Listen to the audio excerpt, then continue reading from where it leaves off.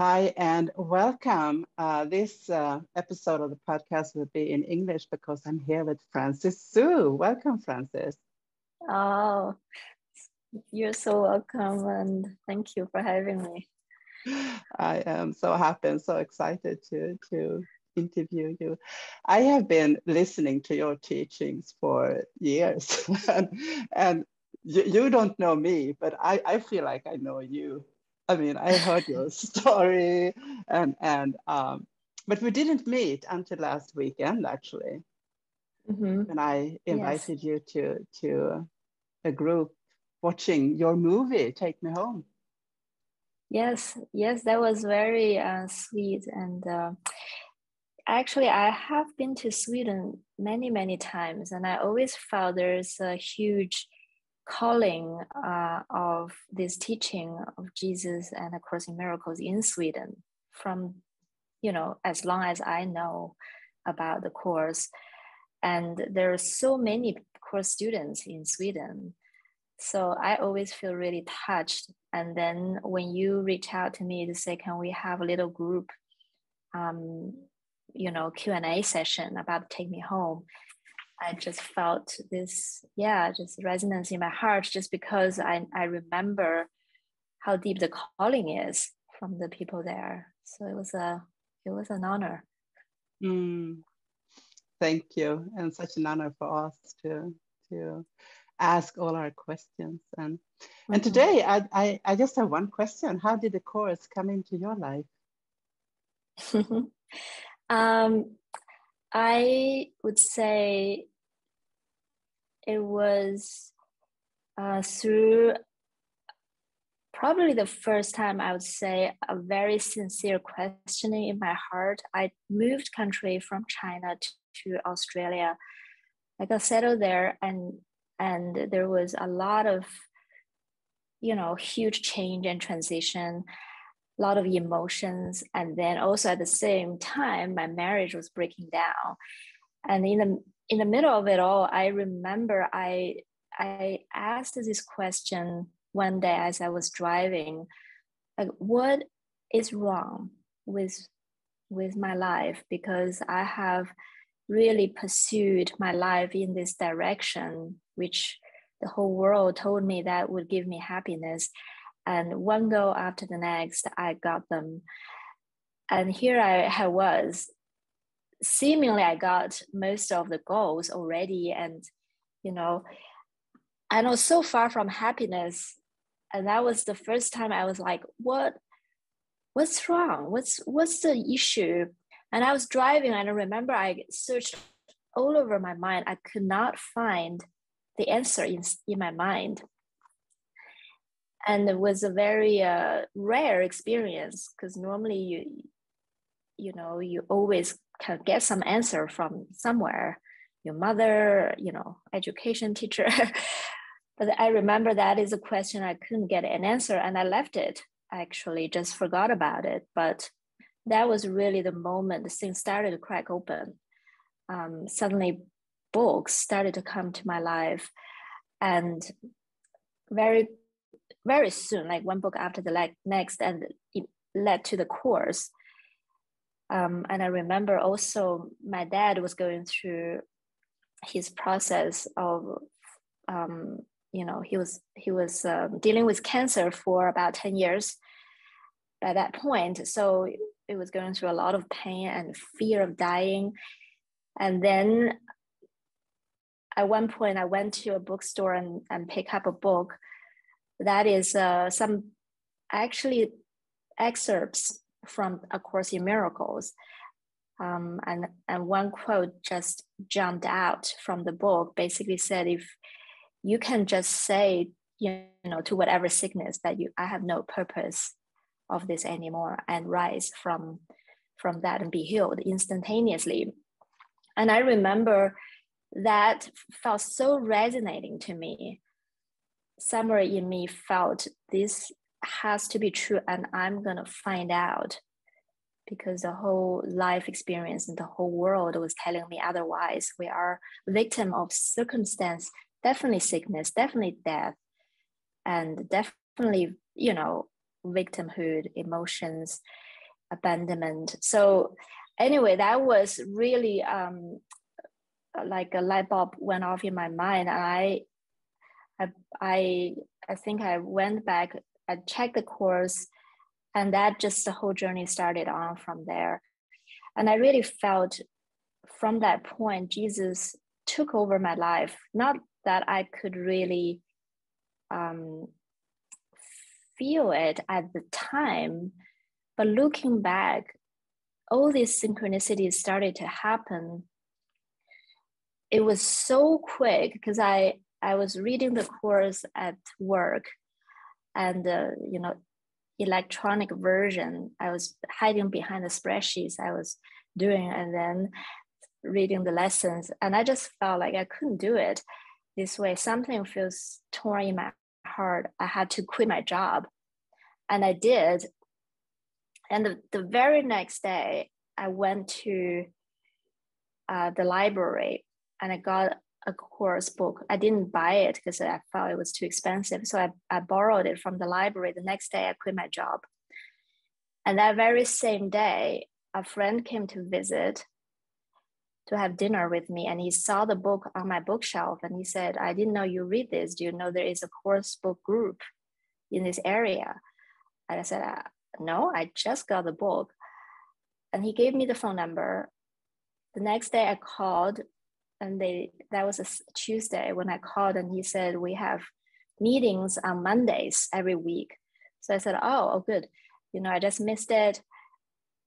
And where are you? And he gave me the address. It was literally on the same street, two doors next to my house.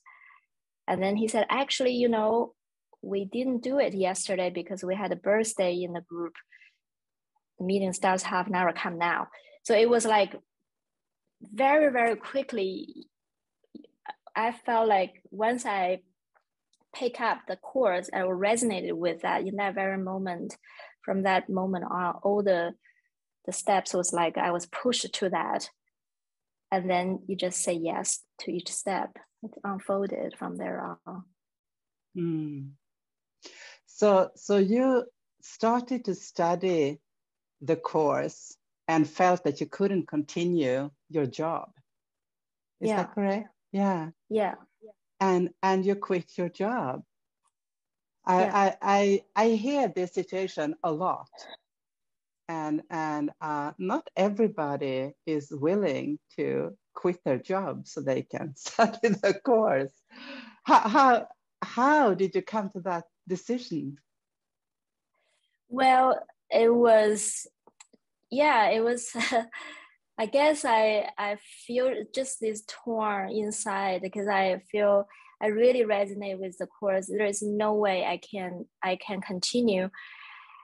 And it started from there, just started to grow. I feel like there's some kind of things in my life I really feel resonate, but it's not my job. And how do I, so I started to percolate this idea, is this really what I want to do? And I had a boss who recruited me and really, really took me under his wings. I loved him so much, and it was a great experience working with him. And I was thinking there's one thing I absolutely is off the limit, which is to quit him, because I feel committed to him, even more so than the job. So I was thinking about it so strongly in my mind, but I made a decision, I'm not gonna do that. And then just as I made the decision, that same morning, he called me to his office and he said, I just want to tell you something. I said, what? He said, I quit. And I was like, what? Who quit? You quit? And he looked at me, he said, who else? Of course, it's me. I quit. But I almost stuttered. I couldn't compute how that was, happening. Just as I thought he was the reason I stay, he quit. And that just kind of those experiences really started to make me feel then what it is that I'm staying here for. Of course, for money is one thing, because I still felt like I had to make a living, but I also felt, I had some savings, and I at least as a stepping stone, I can just quit for a little bit and then rethink, give me some time to really immerse into the course. That was what I thought at the time. And then, of course, after that, fear came in, and also I had a lot of skills. So I thought, I could start my own business and be in control of my own time. So I started my own business afterwards as a way to still have an income and a career, but also be able to really have the time to study the course. So that was what happened afterwards for a number of years, actually. Mm. I recognize this, how hard it is to be in my normal everyday life and study the course. Yeah. It's nearly impossible to study the course and keep on living the same way as I used to. Can you just speak a little bit to that, because I find it it's a big decision to choose to not do it the normal way, living your life, rather choosing A Course in Miracles. Yeah. I mean, I feel that the choice was made in mind without really, for me, I didn't really see the kind of change in form that would come. But the change in mind was made very, very, thoroughly. Like at the time, I was also eating a particular diet. I was eating raw food for a couple of years and nothing else, nothing cooked, for health reasons. And then when I got the course, I thought, what? This doesn't feel resonating. These two can't reconcile. I have to pick one. I can't study one, practice another. Deep down, I just don't feel the integrity. And I had to pick one. And I felt like I have to give it a chance to the course. So I quit that diet as well. So it's, but it just felt like it's coming from this feeling of integrity in my mind. Do I really believe this course, and do I really want to give it a chance? And if I do, then the decisions I made at the time felt small. Like, okay, I'm just going to make this one step at a time, not like huge. I didn't think I would leave the country and forever. But I felt like I made small choices that I could make to reflect back this decision in mind. And then it started to unfold. The decisions are presented to me to, of course, choose one over and over again. So I think you're right. Even Jesus says that the students or the teacher would be called to make changes, seemingly. But those changes are reflections. Really, they're not changes that we can control at the level of form. They're reflections of the changes in the mind. So I would say yes, as we practice and go deeper with this desire to really hear Jesus's instruction, then a lot of the situations will be brought to us. But once we make the decisions with Jesus, we will see the happy outcome. And it's just gonna continue on. It's very, very happy. Yeah, I recognize that. And it's like small experiences of making the choice, follow the guidance, and then I'm more at peace and happier. So I'm willing to do the next decision. Yes. Yeah.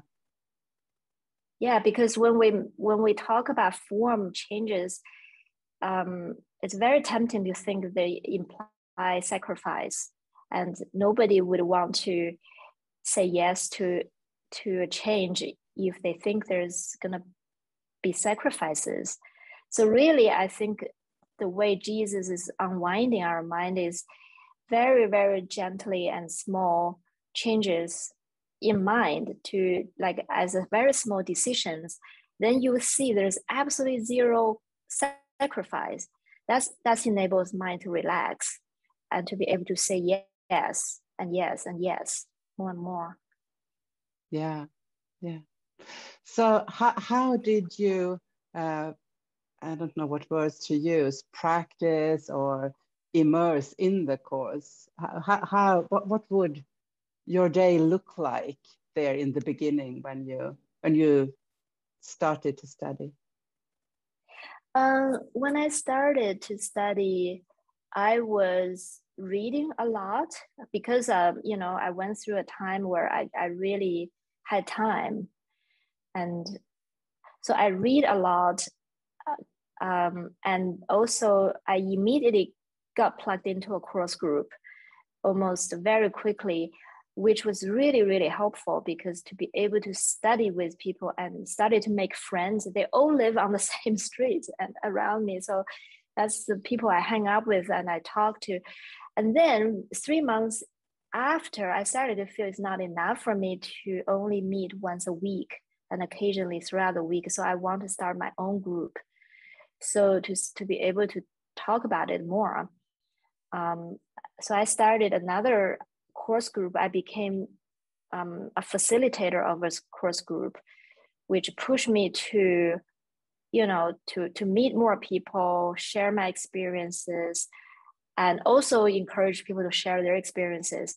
So that became very much a bigger part of my life without even, trying to make anything happen.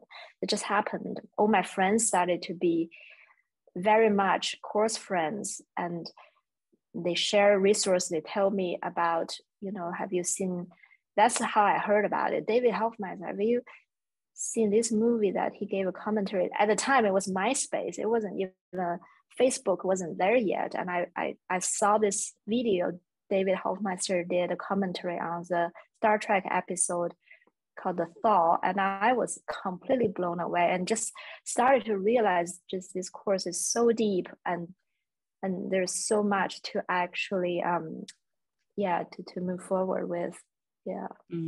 Yeah, I recognize that wanting more. I just want to spend more time in that feeling of A Course in Miracles, and it doesn't really matter what I do or how I do it.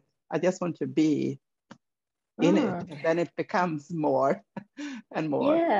Yeah. And you do have groups. I have groups. Yes, I have. You have a group. You're facilitating, and then you're volunteering. Exactly. Course things, and now you're having podcasts. That's amazing. Yeah. And it just keeps flowing, and I think it's guidance, and it feels like joy and inspiration, just wanting more. Yeah. And how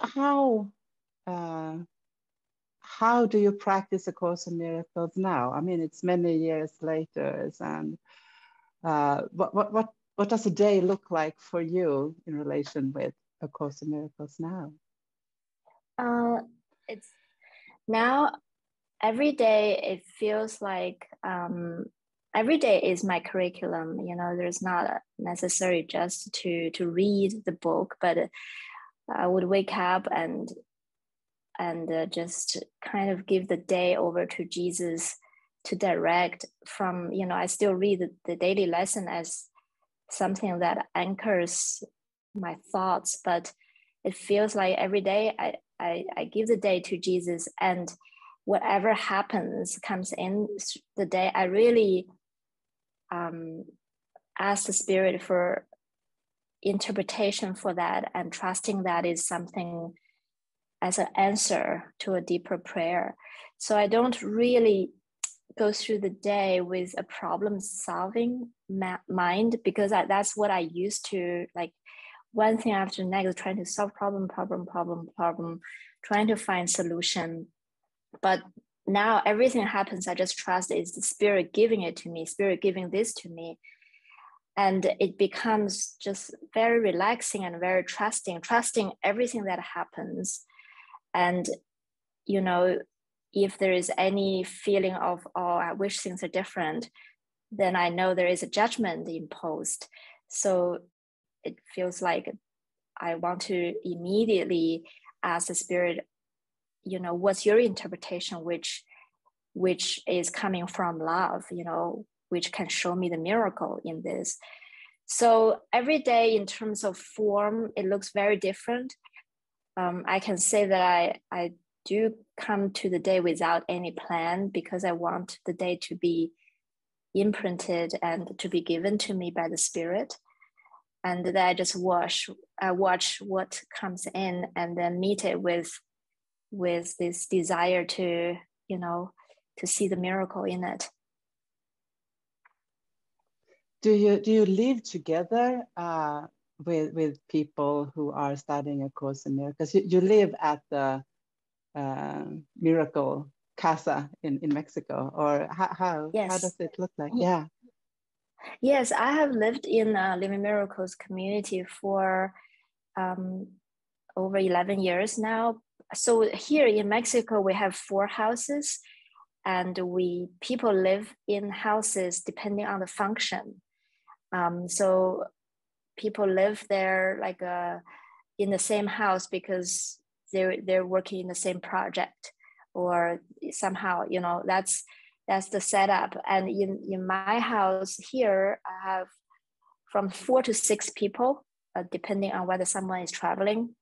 Occasionally when someone is traveling, we have fewer people, but we all have our own room. So it's very quiet and reverent. We have a lot of space to meditate.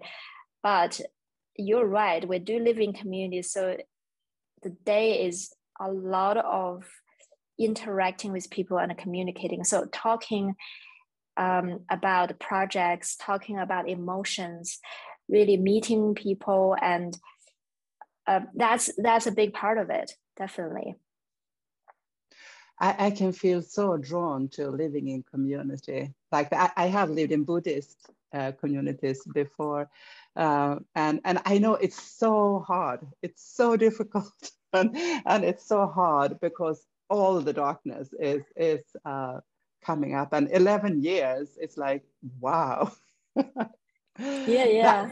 That's amazing. What has it meant for you to practice A Course in Miracles to that extent? What has it done for you? Or I don't know how to ask the question, but yeah. That's a deep question. I really see I was more sheltered, kind of like a shy, and not really feel confident, so to speak, to be with people before.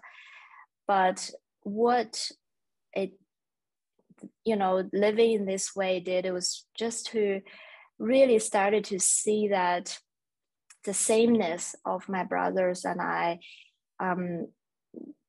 just tap into this reality that there is truly no private thoughts. There is one ego construct that they're like these thoughts, and we can all grab onto, but deep down there is a profound sameness that just has nothing to do with those thoughts.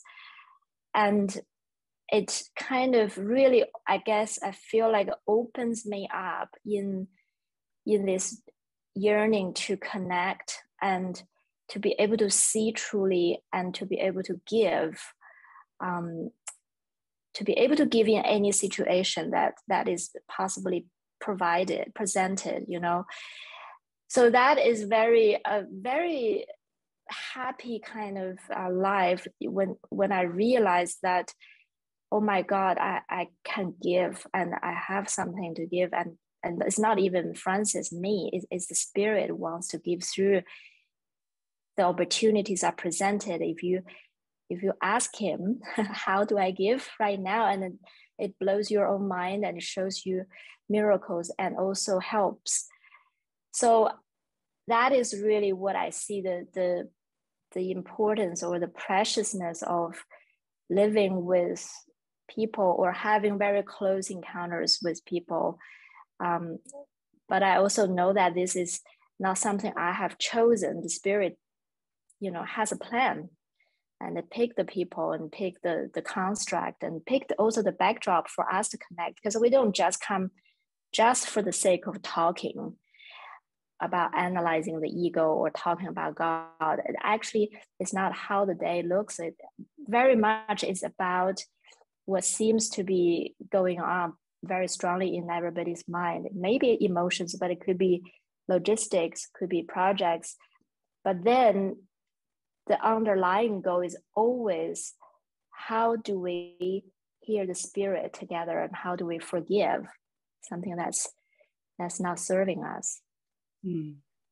Yeah. I'm so touched when you talk about it. I just want to cry. I don't know why, but it's to me it sounds so right and so beautiful, and it's like, yeah, that's how we should live, all of us. Oh. I don't know. Everyone has their unique path back home, but it sounds so beautiful. Yeah. Oh, I really feel it.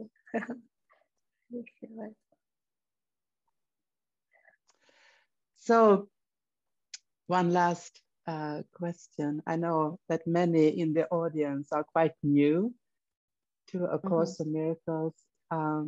So with your experience, what would you like to say to them who desire to go deeper into the Course? I would say that reaching out